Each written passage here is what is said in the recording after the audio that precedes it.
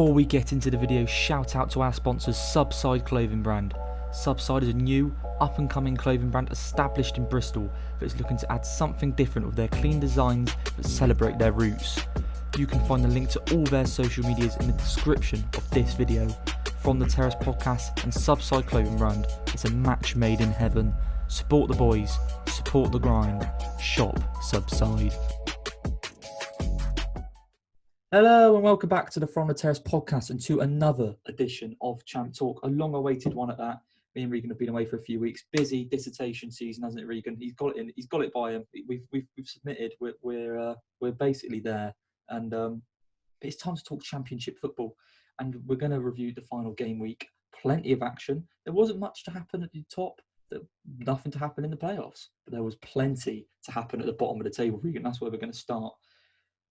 Derby stayed up, Regan, by the skin of their teeth. Derby 3, Sheffield Wednesday 3. Thoughts on the game? Thoughts on Derby staying up, what it means to them, and whether you think they deserved it? Well, they might not stay up, after all, based on the current investigations. But let's just go on the fact that they are up and they're safe. Lucky lads. It's just the only reason that they are up is because that there are 3 teams worse than them. And the fact that during their slide, they had some occasional games of goodness that they're not currently getting ready to play League One football next season. But yeah, it's incredibly underwhelming because I remember when we talked all the way back at the beginning of the season, I know some people said that Derby were going to win the league, they're going to get the playoffs, etc. And the complete opposites happened. But at the end of the day, they've just got a little bit of individual quality. Like I look at players like Patrick Roberts, for example, who ended up scoring on the day, and it's just a shame, especially for Sheffield Wednesday, because obviously they would have stayed up if it weren't for the point deduction, and they got a few good results under Darren Moore towards the back end. Also for obviously another team, which we're probably going to mention because I found a lot of respect for them. But Derby just lucky at the end of the day, and I think they're going to have, providing they do stay in the Championship, they're going to have a lot of talks about where their club goes from here, because they can't stay around here. That's not a team that should be on the brink of relegation. So I'm not sure that's the manager. I'm not sure that's just they need an overhaul of players. Probably a bit of both, in all honesty. But yeah, lucky for them, and just a shame because Sheffield Wednesday had a lot of opportunities to take the game from Derby, but they just didn't take it. So lucky for Derby and fortunate for Sheffield Wednesday because they finished bottom, which I don't think is a fair reflection of their season. Well, no, it's not a fair reflection of the season. And you say that, well, I mean, they to be honest, they were still poor, and a team who was that poor should be going down. But if they didn't have those 6-point deduction, Regan, they technically weren't the third. Derby technically didn't have 3 teams worse than them because Sheffield Wednesday would have stayed up had they not had the point deduction. So Derby were technically a bottom 3 side this season. And we did mention that Rooney looked good when he first took over, but that terrible run that has been documented very well on social media and everything, it put them in the position they are. I'm interested to see where it goes in terms of ownership, because Wayne Rooney has said that is the most important thing for the football club. They need to sort ownership out. Eric Alonso is interested in buying the club. There's queries about whether he can actually buy it. Everything seems a bit up in the air, but then that needs to be sorted very soon. Like you said, they could be in for a point deduction next season, depending on how the EFL review goes with that situation. So it's not all rosy for Derby despite staying up. It feels like they were lucky. And in the end, Regan, you said they had to rely on the quality of Patrick Roberts. They also had to rely on the experience of Martin Waghorn. And I'm interested to see your views, and we'll obviously go into another time, but whether you think that going forward, Derby should be relying on this young crop of players that they've got and maybe just going fully down that road, or do you think that maybe this has showed that sometimes experience is needed and they need to invest more into some more experience into that squad? What route do you think is the best for Derby going forward? It's hard to say. It's a bit of both, because obviously for your longevity of your club, you want to focus more on your youth because that's ultimately what your team's going to be in a few years' time. But when we saw, especially when Wayne Rooney first took over, he was experimenting with the youth and it didn't go well. But he put a really, really old team out. And they won a good game. I can't remember what it was exactly, but they actually put a really good performance in, and they won a few games. I think they may have even won a back-to-back with that same team. So it's proof that, the old still works. And I said it. I believe I said it when we talked about it like a couple of months ago. A bit of both probably helps. I mean, obviously it didn't really help this game, but you see signs of it that with the young, especially on the same pitch as the old, they gain a lot of experience where he just chucks all the youth out at once. You're like, well, what are you really learning from this? Where I think if you let the old go out and then let the youth learn from them, and then maybe integrate some youth into the team further down the line, and then slowly bringing in more youth. And so when they've all learned together, they're all a bit older, they're all more mature, and you can probably get a good team there. But yeah, I think that now they need it's an all right mix at the moment, but obviously I think they need a bit more time. Be interested to see what they do next season, because if they keep going youth, and then like Martin Waghorn, for example, that's not really going to get you anywhere. Yeah, and for thoughts on Sheffield Wednesday, because obviously it was a game that epitomised the Championship, epitomised EFL football. Two teams that needed different results, and one was ultimately going to end up disappointed, and it was Sheffield Wednesday on the day, although they gave a very good account of themselves. What do you think of Sheffield Wednesday going forward then? How do you think? What do you think of them this season and overall? Do you think they've disappointed themselves with the squad they've got? I'd say so. Yeah, they've got some individual quality in the team, but I think we saw from the outset that it's just something wasn't clicking with them.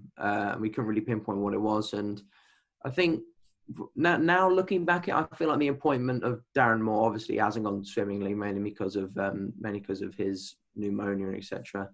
But I feel like that appointment was mainly looking towards life in League One more than life in the Championship. If that's the case, then I don't agree with that, because obviously they survived until the last day.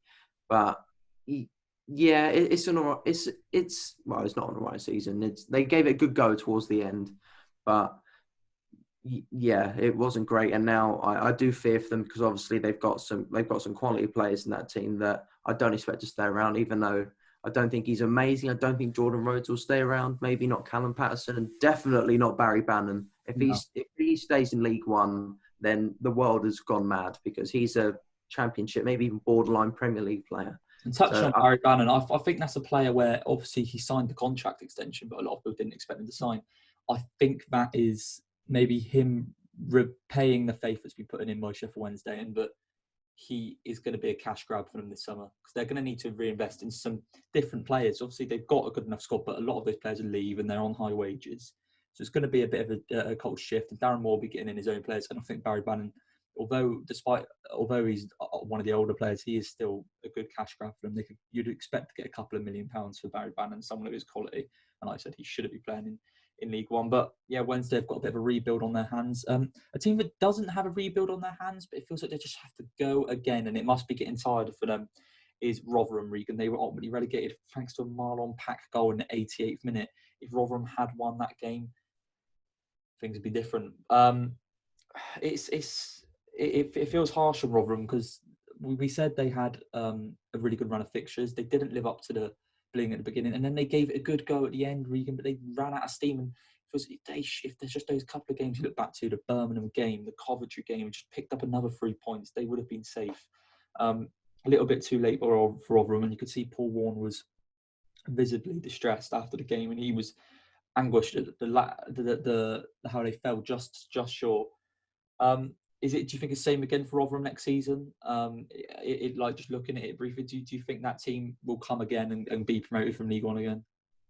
Yeah, if they have the same team, definitely, because like you said, they just ran out of steam towards the end, and that in part was due to the heavy fixture congestion they had, which obviously you got to feel sorry for them for, because ultimately that can't be helped at a time of COVID, and then you have 5 or 6 games taken away from you. You have to play in such a short amount of time with the limited squad you have.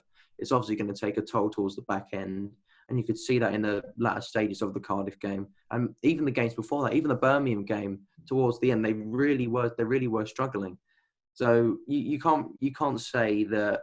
You could say it's a bad season for Rotherham, but you've got to feel a bit of sympathy for them, because if they had full strength, they were going week, Saturday game. I would have said that they would have been fine, but ultimately they weren't.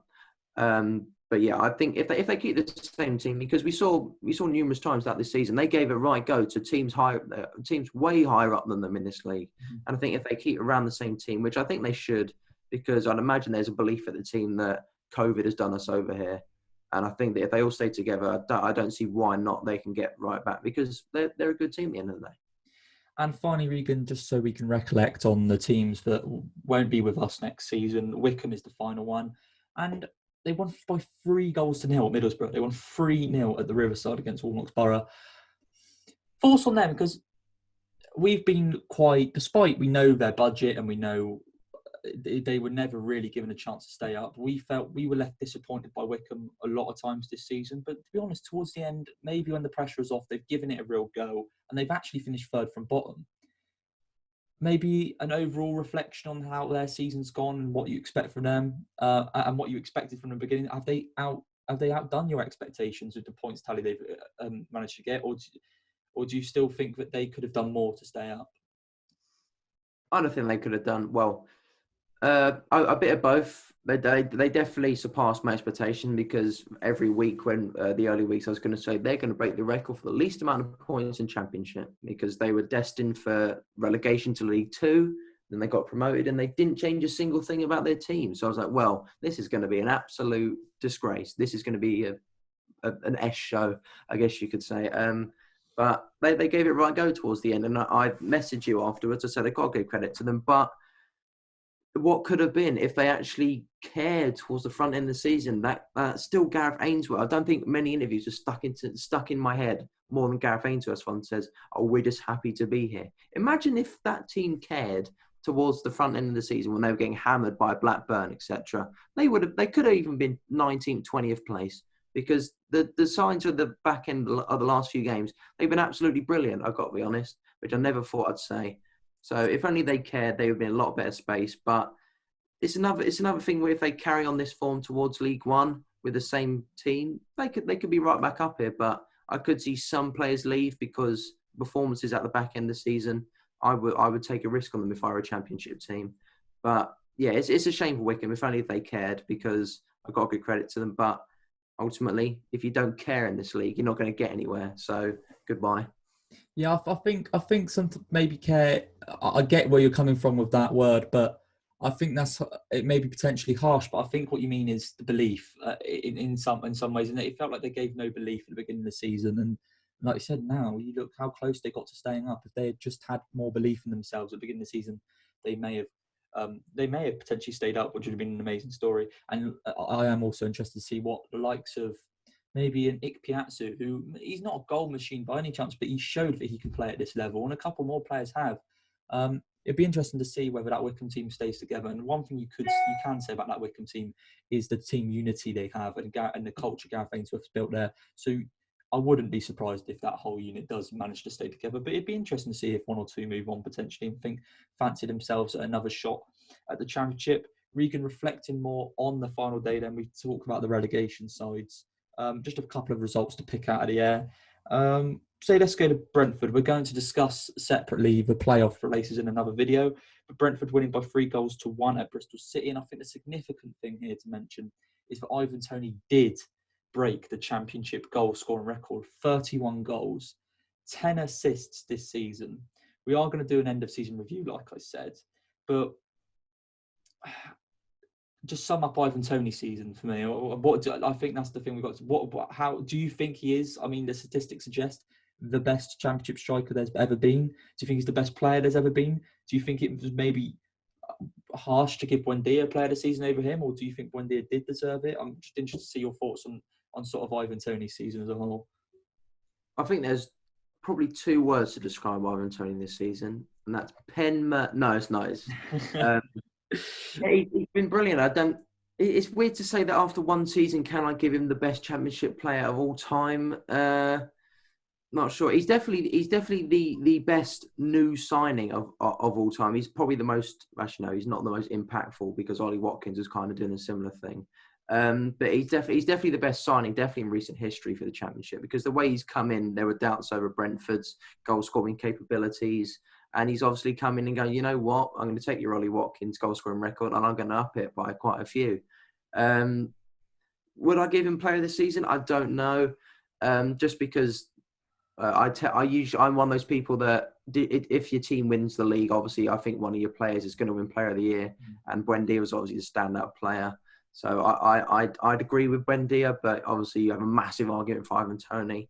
But yeah, he's been brilliant this season, and it's just interesting to see what he can do in the post season, I guess, in the playoffs, because obviously Ollie Watkins did step up on few occasions in your first playoff games against Swansea, but obviously shied away in the playoff final. So it'll be interesting to see how Ivan Toney takes it.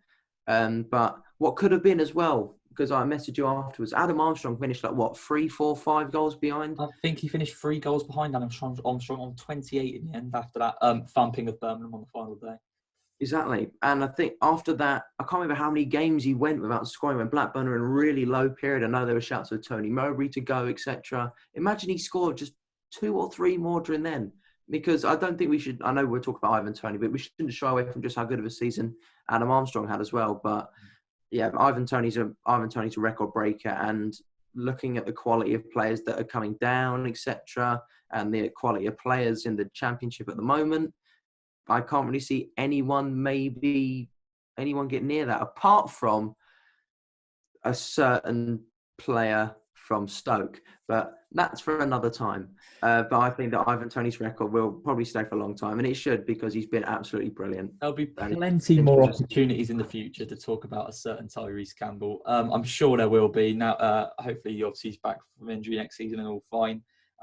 Regan, we are going to have our own end of season review where we'll go more in depth on every team's season, but I think we'll finish off the final game week review on the result of the day. Coventry 6, Millwall 1. That is the Millwall side that had previously thumped Bristol City 4-1 the week before. So a result that I don't think many saw coming. It's not like Coventry to score 6. 6 different goal scorers as well. I think it's quite a fitting way to maybe review, like I said, we'll go into more depth of how Coventry have done this season. The game, 6 different scorers. Coventry have been impressive, haven't they? And what Mark Robins has done there has been amazing. And it would be nice to see them back at the Ricoh Arena and Coventry with fans and everything in the Championship next season. But start to me what you thought of Coventry so far this season, because it's been a season with lots of ups and downs, hasn't it? Well, let's just say that they've been the best team at St Andrews this season, which is awful, based on the fact that that's not even their home ground. But yeah, when I think of Coventry, I straight away think of their home form, because it's been absolutely brilliant for the most part. And I'm not going to talk too much about this game, because it's pretty much a nothing game in my eyes. But Coventry have really shown brilliance at some points of the season, because I mean it obviously takes a lot for me every week to say, if they're playing at home, I back you, because that's the confidence I have in you. Because I'm pretty sure I even backed them against teams like Swansea, etc., maybe even against Brentford, because I really do like the way Swansea play. I don't like the way Swansea play. I like the way Coventry play. I'd like to see them carry on next season, but obviously it's going to be a transition period away from St Andrews back to Ricoh Arena.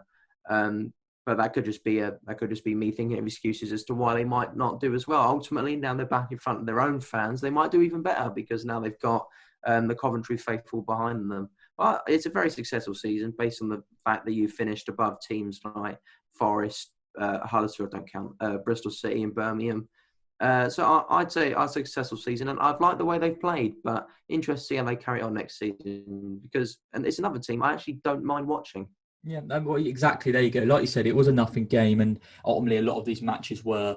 So that's why it's such a brief episode. But I think the reason I wanted to touch on it was the 6-1 win. It just epitomised. I think it was a nice way to sum up Coventry season. The team that often teams come up and they play not the nicest styles of football a lot of the time from League One. You're thinking your Rotherhams, although we respect Rotherhams budget-wise and we respect what Rotherham do. We like Rotherham. It's not sometimes easy on the eye. Coventry have been easy on the eye. They've been enjoyable to watch. You never knew what you were quite going to get from them some weeks.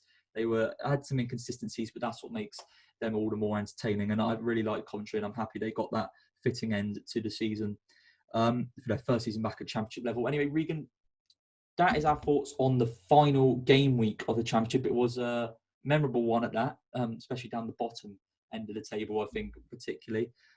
We've had some better ones in the past, but we've also had some worse ones. I think that Derby-Sheffield Wednesday, the Wednesday game just summed it all up, really, in terms of what the Championship has to offer. But Regan, as it is our final normal season champ talk, I think you're going to have to give us the review on the predictions. How have the predictions ended this season?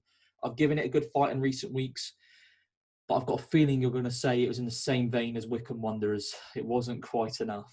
How have we ended? I'm not sure if I'm being stupid here, but I actually don't know the number of individual games that have happened this season. I believe it's somewhere Probably around. some sort of research we should have put in there, but oh well. Yeah, but I'm pretty sure I think it's around 512 or something like that. So around what 206, 256. Sorry, Would be 50% record, yeah. Yeah, and well, no one got that. I've once again posed the question: why do you watch us? Because obviously we don't know anything about what we talk about, but also that's just the nature of this league and just how unpredictable it is. I'll run through a highlights, I suppose, or lowlights of the predictions so far. We've had I think the highest week we had was when Bill scored nine in a week, which is pretty good. But then we also had a week where if I could find it here. Week 28, Bill scored 3 and I scored 7 in that week, which is probably what was the turning point. And then we also had a week where Bill scored 3 and I scored 8.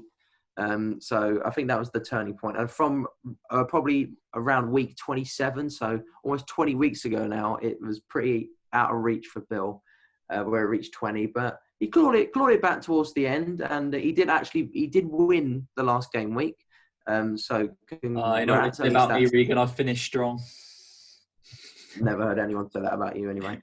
But it doesn't matter at the end because, like I said, from probably week 2, it's never in doubt, and it finished 223 to 237. So at the point it was 22, and you got it down to 14. So congrats, but ultimately it was rather stress-free for me, in all honesty.